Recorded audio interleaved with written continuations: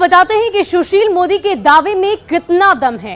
आंकड़ों के जरिए समझने की कोशिश करते हैं कि विधानसभा में सीट समीकरण का क्या कुछ गणित है। ये पूरी बात हम आपको समझाते हैं। बिहार विधानसभा में 243 सीट है, जिसमें कि 2 सीटें अभी रिक्त है, यानी कि खाली है, और भरी हुई 241 सीटों में 79 आरजेडी, 19 कांग्रेस, 16 लेफ्ट, 4 हम और 1 निर्दलियों को लेकर 119 कुल बनता है। असदुद्दीन ओवैसी की पार्टी के 1 विधायक को जोड़ दें तो 120 ये संख्या हो जाती है, और जेडीयू के 45 और बीजेपी के 76 विधायक हैं, यानी कि 241 की विधानसभा में बहुमत के लिए 121 विधायक चाहिए। और इस समय नीतीश कुमार की सरकार के पास कुल मिलाकर 165 विधायकों के समर्थन का दावा है, जबकि फ्लोर टेस्ट में 160 वोट मिले। सुशील मोदी का यह कहना है कि तेजस्वी यादव अगर नीतीश का तख्ता पलट करते हैं तो उनको आरजेडी की सरकार बनाने के लिए मात्र 2-4 विधायकों का ही समर्थन चाहिए।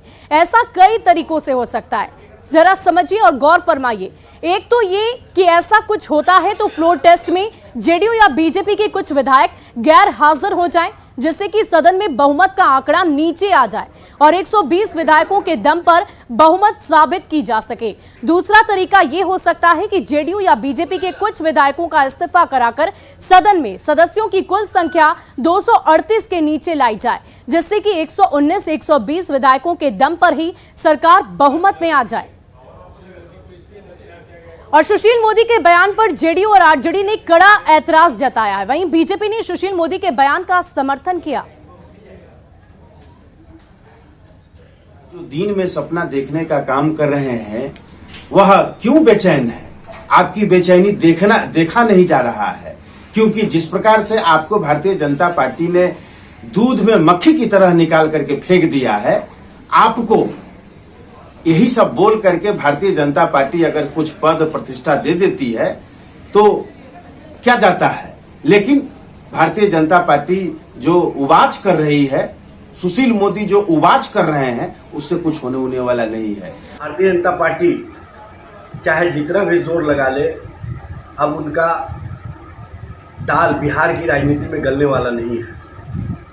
सुशील मोदी जी को सबसे पहले तो अपने राष्ट्रीय अध्यक्ष जेपी नड्डा साहब से पूछना चाहिए था, जो उन्होंने पटना में आकर के कहा कि सभी क्षेत्रीय पार्टियों का अस्तित्व समाप्त कर दिया जाएगा।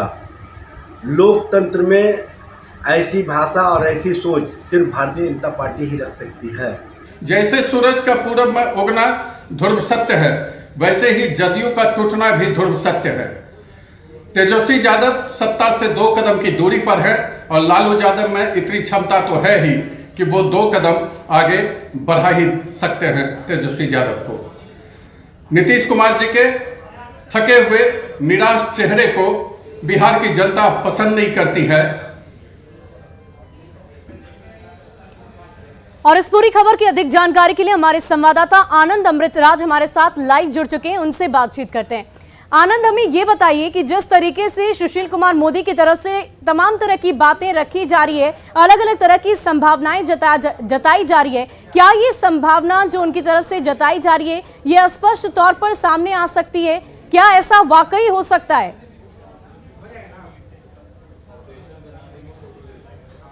देखिए सुबी, सुशील मोदी बीजेपी के बड़े नेता हैं और बिहार के पूर्व डिप्टी सीएम रह चुके हैं। उन्होंने जो बयान दिया है उसके पीछे उनका आधार क्या है ये तो वही बेहतर बता सकते हैं। लेकिन फिलहाल बिहार में जो महागठबंधन की सरकार बनी है, और ये सरकार एक दिन में नहीं बनी है, इन लोगों ने पूरी रणनीति तैयार की होगी। उनको पता है कि उनका सामना बीजेपी से होने वाला है, तो उन्होंने plan A, plan B, plan C तमाम तरह की तैयारी कर ली होगी।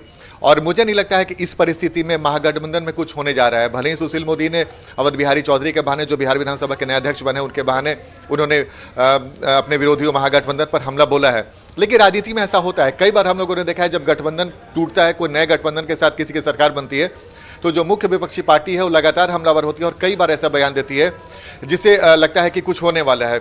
लेकिन वर्तमान में जो परिस्थितियां हैं, देखिए जेडीयू के राष्ट्रीय अध्यक्ष ललन सिंह ने आपसे कुछ देर पहले एक ट्वीट किया था और उन्होंने जो एक बयान जारी किया था उसमें उन्होंने कहा कि सुशील मोदी जो आरोप लगा रहे हैं कि जेडीयू में टूट होगी, उन्होंने कहा कि सबसे पहले जेडीयू का जब से निर्माण हुआ है कभी ऐसा इतिहास नहीं रहा है कि जेडीयू में टूट हुई हो, पहली बात। दूसरी बात उन्होंने कहा कि जेडीयू नहीं पूरा महागठबंधन एकजुट है और इसी एकजुटता से घबराकर भाजपा के लोग इस तरीके से बयान दे रहे हैं। उन्होंने सुशील मोदी पर और भी हमले भी बोले, उन्होंने कई तरह की बातें कही कि भाई आप नीतीश कुमार के करीबी हैं, करीबी थी, इसी वजह से आपको हाशिए पे कर दिया गया, इस वजह से आप इस तरह का बयान दे के शायद आपका बीजेपी में कुछ और अच्छा हो जाए, इस तरह का बयान दे रहे हैं। यानी कि महागठबंधन की तरफ से खासकर जेडीयू के राष्ट्रीय अध्यक्ष ललन सिंह ने जिस तरीके से सुशील मोदी के बयान को दरकिनार करने की कोशिश की है और जिस तरीके से उन्होंने उस बयान को हल्के में करने की कोशिश की है, इसे समझा जा सकता है। आनंद, ये बताइए कि क्या ये सुशील मोदी का कोई पॉलिटिकल स्टंट भी इसे माना जाए, क्योंकि लगातार वो काफी ज्यादा सक्रिय हो गए हैं ट्विटर पर, तमाम तरीके से वो अपनी बातों को रख रहे हैं, अलग अलग बातें स्पष्ट तौर पर कह रहे हैं, तो क्या ये उनका कोई पॉलिटिकल स्टंट है?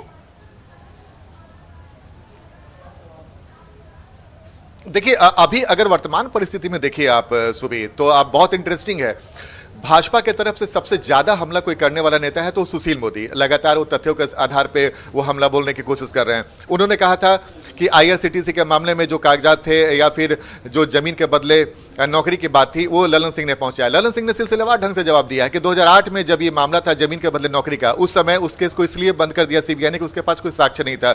उन्होंने कहा कि 2008 से 2017 के बीच में, अगर 2014 से 2022 के बीच में आपकी सरकार थी तो आपने क्यों नहीं किया। ललन सिंह ने यह भी कहा कि सुशील मोदी ने एक और आरोप लगाया था कि भाई आईआरसीटीसी के मामले वाले पर उन्होंने कहा कि जब 2017 में यह मामला इसलिए बीजेपी की तरफ से उछाला गया क्योंकि उन्हें नीतीश कुमार को अपने पाले में लाना था। 2017 से 2022 हो गया, अगर कुछ परिस्थितियां रहती, कुछ साक्ष्य रहता तो शायद अभी सीबीआई बैठी नहीं रहती। तो कुछ ऐसी बातें हैं, राजनीति में बयान चलते रहते हैं और बयान के कई राजनीतिक अर्थ भी निकालने की कोशिश की जाती है, लेकिन इतना तो तय है कि सुशील मोदी बेहद हमलावर हैं और उनके बयान को जेडीयू की तरफ से जिस तरीके से जवाब दिया जा रहा है बड़ा इंटरेस्टिंग है। हर जेडीयू का नेता, प्रवक्ता से लेकर राष्ट्रीय अध्यक्ष, वो एक ही तर्क देते हैं कि भाई आप नीतीश कुमार के करीबी थी, अगर आपको नीतीश कुमार पे बोलने पर अगर आपके पार्टी में कुछ महत्व बढ़ता है तो अच्छी बात है। उसके बाद उनके बयान का पलटवार किया जाता है। तो जाहिर सी बात है बिहार की सियासत में हलचल बेहद तेज है, लेकिन सुशील मोदी ने जो कल अवध बिहारी चौधरी के विधानसभा अध्यक्ष बनने के बाद जो बयान दिए है कि जेडीयू में टूट हो सकती है, बहुत शुक्रिया आनंद हमारे साथ जुड़ने के लिए, तमाम जानकारी के लिए। तो वाकई बिहार की राजनीति में